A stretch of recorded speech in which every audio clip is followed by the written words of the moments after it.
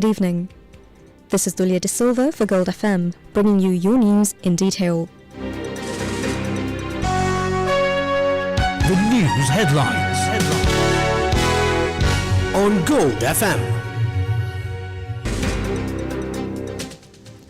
In your news headlines, former Foreign Minister proud of Sri Lanka's neutrality.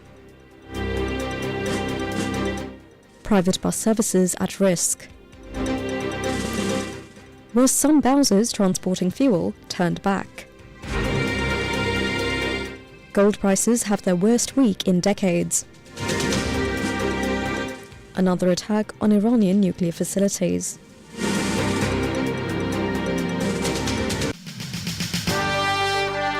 The top story on Gold FM.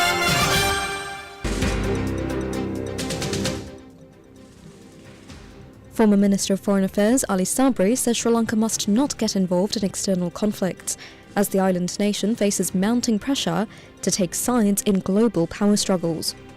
Speaking after reports that the government declined a US request to land military aircraft, Sabri told India Today that small countries cannot afford to be dragged into choices that are not their own.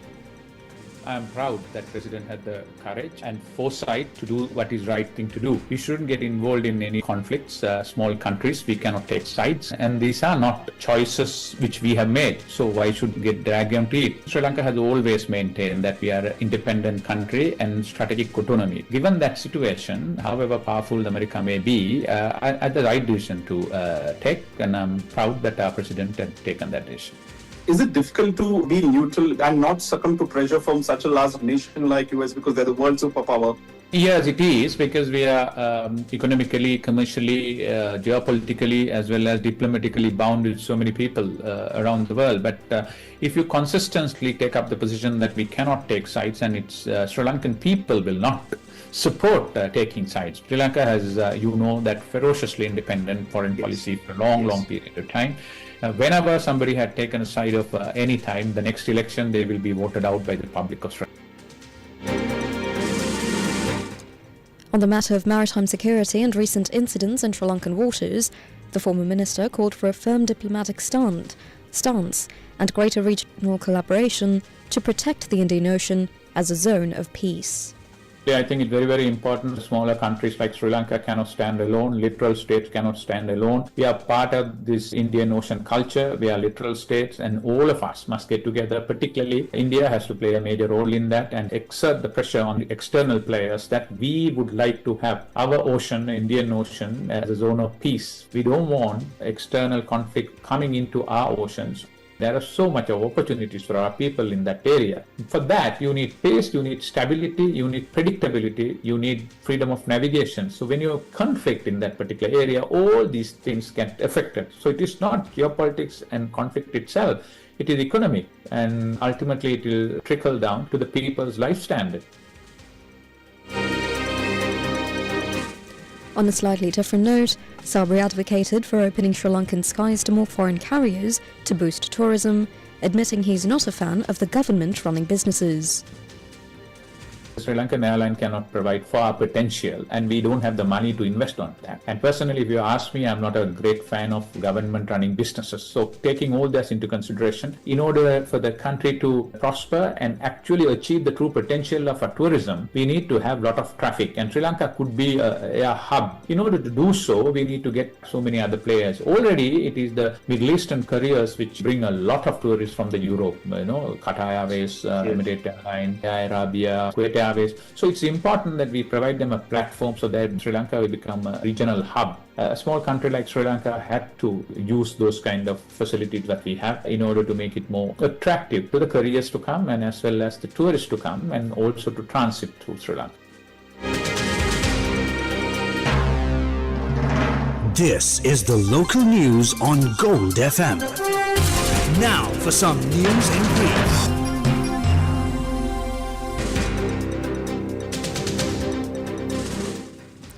Private bus owners and government medical officers warn of a major collapse in essential services by Monday, unless the government implements a practical fuel distribution plan this weekend. Gamna Vijayaratne, the chairman of the Private Bus Owners Association, told reporters in Colombo today that the current QR code system fails to provide sufficient fuel for daily operations, threatening a total standstill of private transport. This warning is echoed by the Government Medical Officers Association. Spokesman Dr. Chamil Vijay Singh has stressed that without a dedicated fuel mechanism for healthcare staff by tomorrow, the country's medical service will face severe disruptions starting Monday. Despite claims that the Ceylon Petroleum Corporation would remain open today, confusion reigned at storage terminals as distribution reportedly halted. CPC Managing Director Mayur Nithukumara initially stated that while Friday's deliveries covered most stations, today would only focus on essential services and specific orders. Union members and distributors report that Bowser drivers were turned away this morning, leading to fears of a dry Monday. Shanta Silva of the Fuel Distributors Association confirmed that tankers returned empty, while Bandula Saman Kumara of the Progressive Alliance warned that workers may not report for duty on Monday if the current management of stock continues. Tensions boiled over at a filling station in Kandalaya today, where a staff member was hospitalised after being assaulted for refusing to pump fuel without a QR code. CCTV footage captured a group attacking the worker after an initial dispute over the mandatory scanning system. Police have since arrested the suspects. The incident comes as the National Fuel Pass is set to reset its weekly quotas at midnight today. While queues eased slightly under the odd-even number plate system, many stations remained closed, and Anurag Thinakorn of the National Farmers Federation is accusing the government of concealing the true extent of the fuel and fertiliser shortage affecting the agricultural heartland of Sri Lanka. Opposition leader Sajith Premadasa says the Noorachole coal power plant recorded its highest ever energy generation deficit yesterday due to the use of substandard coal. In the interest of clarity, we have refrained from dubbing his remarks.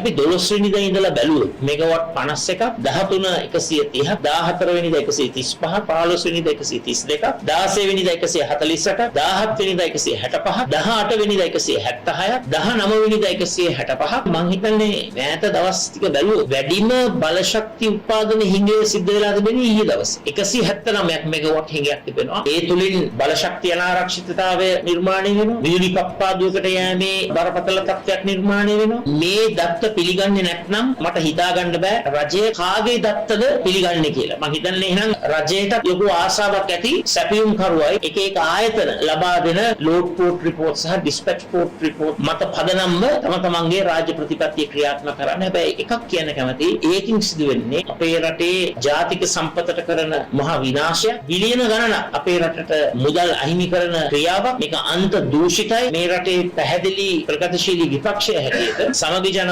බලවේගයත් සමගි ජන සන්ධානයත් රට වෙනුවෙන් ක්‍රියාත්මක විය යුතු ජාතික බලශක්ති ප්‍රතිපත්තිය නිර්මාණය කරනවා අපි ඒක රටට ඉදිරිපත් කරනවා එකක් අවබෝධ කරගන්නට ඕන මේ ජාතික ප්‍රතිපත්තිය නිර්මාණය වෙන්නේ එක් තනි පාර්ශ්වකරුවන්ගේ ඕනෑපාකම් වලට සල්ලි මළු වලට ඩොලර් කුට්ටි වලට යට වෙලා නැහැ.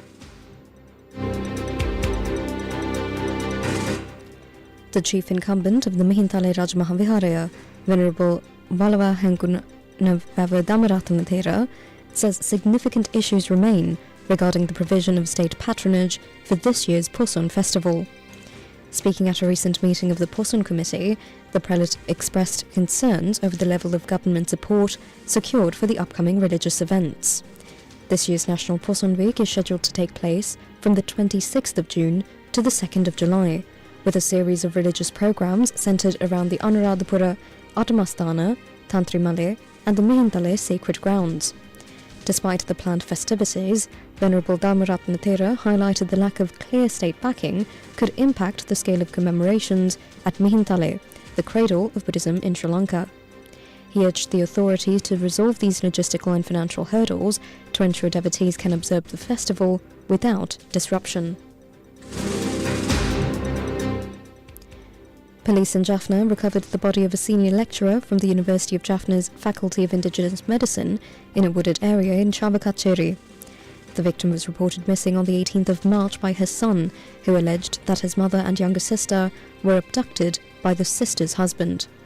Investigations led by Deputy Inspector General Gayantha Marapana revealed a staged break-in at the lecturer's residence in Padianthalvu, where roof tiles had been damaged had been removed to suggest an outside intruder. However, detectives arrested the victim's daughter and son-in-law. Under interrogation, the son-in-law confessed to entering the house via the roof using a rope before the couple strangled the lecturer to death. The body was then transported in a motor vehicle and dumped in Chavakacheri. Police believe the motive was a long-standing dispute over the couple's marriage, which the lecturer had reportedly opposed.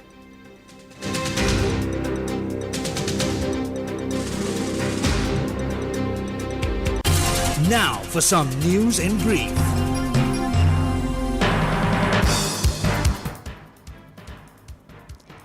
The Department of Meteorology advised that the heat index, which is the temperature felt on the human body, is likely to increase up to caution levels at some places in the western, Sabragamua, southern and northwestern provinces, and in Anuradhapura, Munaragala, Mana and Vaunia districts tomorrow.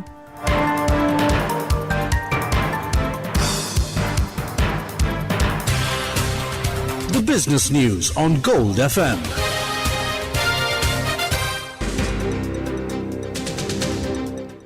Gold prices plunged more than 10% this week, marking the precious metal's sharpest weekly decline in over 40 years.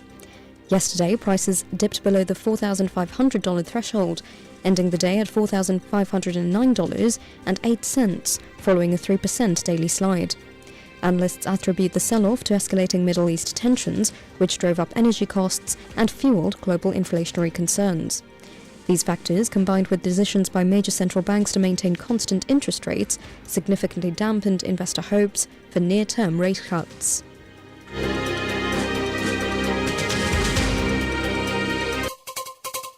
International news on Gold FM. The International Atomic Energy Agency is calling for maximum military restraint following reports of new strikes on Iran's Natanz nuclear facility this morning.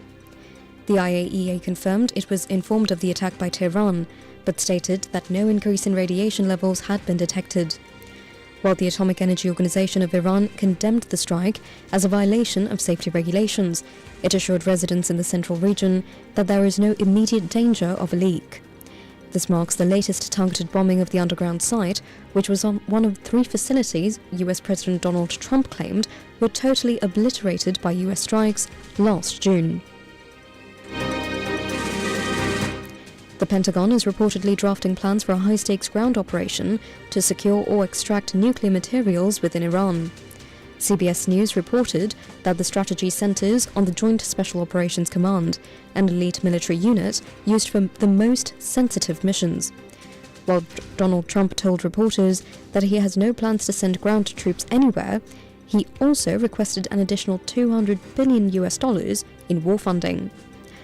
In a major policy shift, the United Kingdom authorized the United States to launch offensive strikes against Iranian targets from RAF Fairford and Diego Garcia.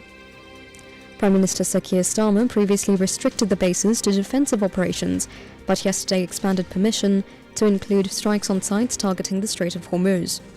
The move follows Trump's recent criticism of NATO allies as cowards.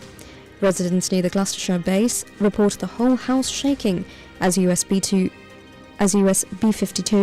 and B-1 bombers, capable of carrying massive munitions, continue a heavy rotation of sorties.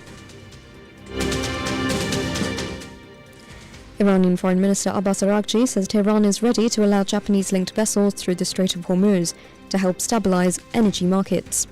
Speaking to Kyoto News, Araghchi welcomed any initiative to end the war, but accused Washington of being unprepared to halt its aggression. The news comes as US Treasury Secretary Scott Bessent issued a 30-day waiver to release 140 million barrels of Iranian oil currently at sea. The move aims to provide immediate relief to global markets and the New York Stock Exchange. Trump stated that the Strait of Hormuz must be guarded now by the nations that rely on it, asserting that the US is no longer among them.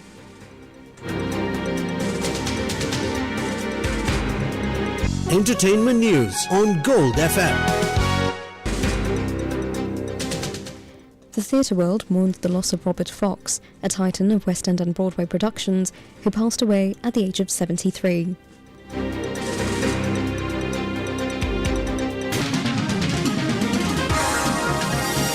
Sports News on Gold FM. The 92nd Battle of the Saints at the SSE ended in a hard-fought draw as St. Peter's College finished their second innings at 2-on-5 for 9 to survive the final day. St. Joseph's College dominated the scoring with a declared first innings of 352 for 8 and a swift 190 for 3 in their second, setting a challenging target. Despite the Josephian offensive, the Peterites held firm in a tense finish to ensure that the Reverend Father Maurice Trophy remained shared for another year. Meanwhile, the 121st Lovers' Quarrel at the Galle International Stadium ended in a draw after 3 days of competitive action between the traditional rivals. Mahinda College claimed a narrow first innings lead, posting 332 for 9 declared in response to Richmond's 315, anchored by Randall Marlborough's unbeaten 109. Richmond College safely reached 83 for 1 in their second innings by the close of play, ensuring the historic encounter concluded without a decisive result.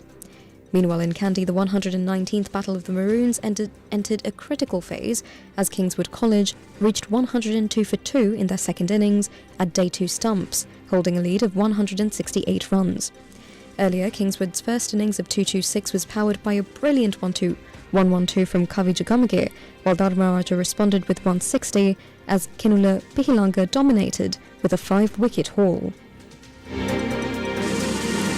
That's it for now. This is Dulia De Silva for Gold FM.